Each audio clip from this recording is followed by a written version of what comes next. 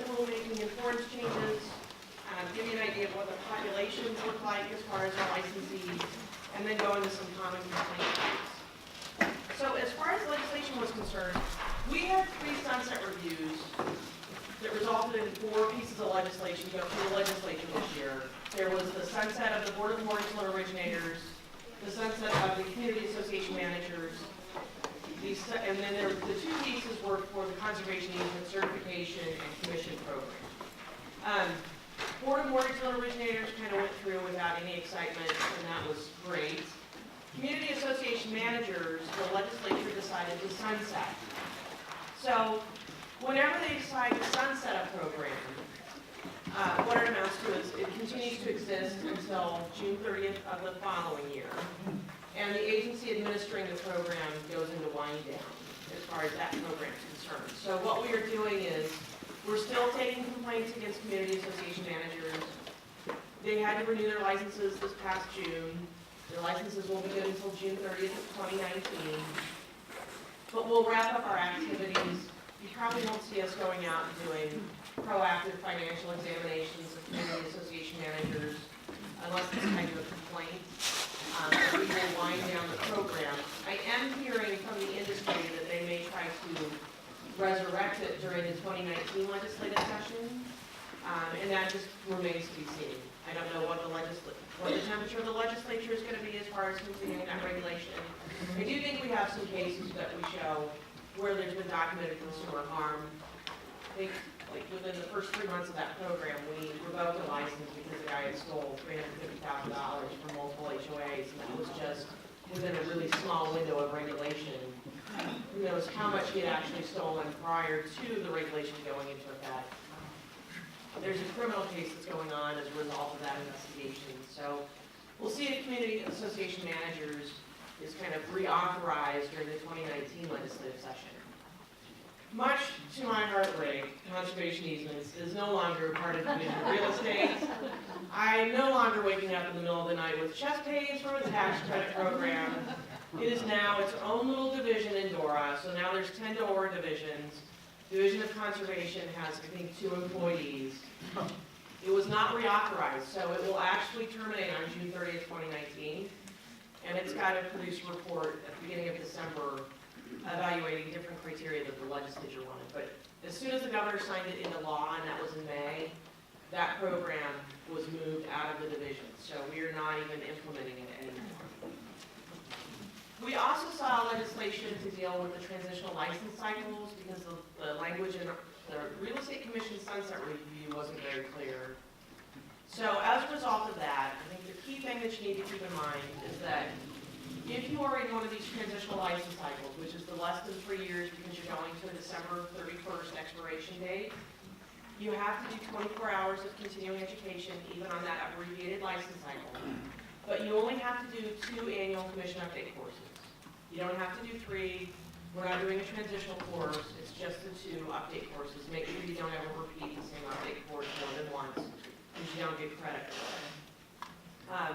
The other thing to keep in mind as well as a result of the changes from this piece of legislation is brand new brokers coming in. It will go back to the way it was when I got my license.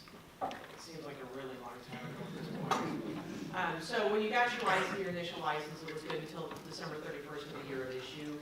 That's what we've gone back to. And then you renew it, and then you get a 3-year license cycle. So that is the change that came about from House Bill 1227.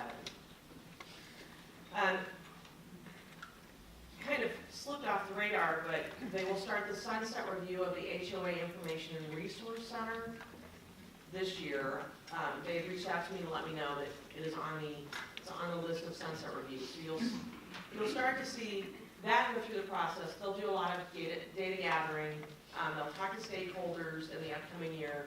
They'll issue a report on October 15th of 2019. And they'll make recommendations about whether they should continue that office or not. That office doesn't do a whole lot. It does handle a high volume of stuff, but we register HOAs. We don't regulate HOAs. We gather complaint data, but we don't investigate the complaints. And then annually, we just issue a report about the complaint data that we get, numbers of HOAs that are registered with us. So So there is the opportunity that that program may change significantly, and it may go away as well. And if you're interested, I don't know who our sunset analyst is going to be yet, but one of the groups that they have the most difficulty reaching out to are the impacted consumers. So if you're aware of people that are having issues with their HOAs that really should be giving feedback to the sunset analyst, I'm sure we will put a link on our website, probably all of our emails that go out. But as I get that information, we'll try to push that out to the trade associations so that you guys are aware of who you need to contact. So that's legislation. This year you saw some rules go into play that had to do with the Real Estate Commission Sunset Review, one of which was A27. This is the new experience criteria for employing brokers. So basically, if you're a brand new employing broker, you're coming in after January 1st of 2018, you're going to have 50 points of experience. The experience can be diverse. It can be residential sales, it could be leases, it can be commercial, it can be timeshares. But you have to have 50 points, and depending on what you're doing, it varies as far as the points that you get for it. You can't get all of your 50 points from education. It's capped at 20. So bear that in mind. What we had to also do, though, to implement the new educational standards for employing brokers is we had to evaluate our existing employing brokers to see who was going to have to document to us, either that they have the experience or the ones that were kind of grandfathered in. And so we went through and audited 12,400 employing brokers.